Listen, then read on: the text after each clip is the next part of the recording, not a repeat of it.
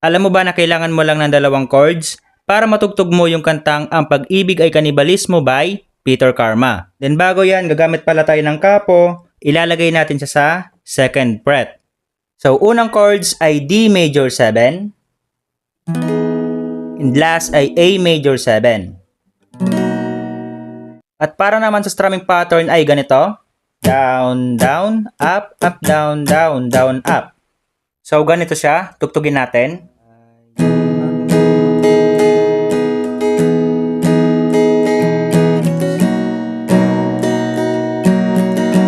At magsigawan tayo, nasa mo.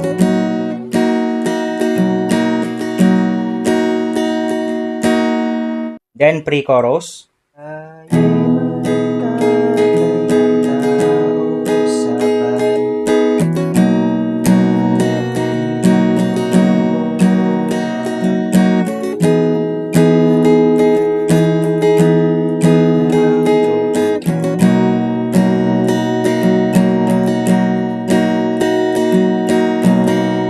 Then chorus. Ibaba.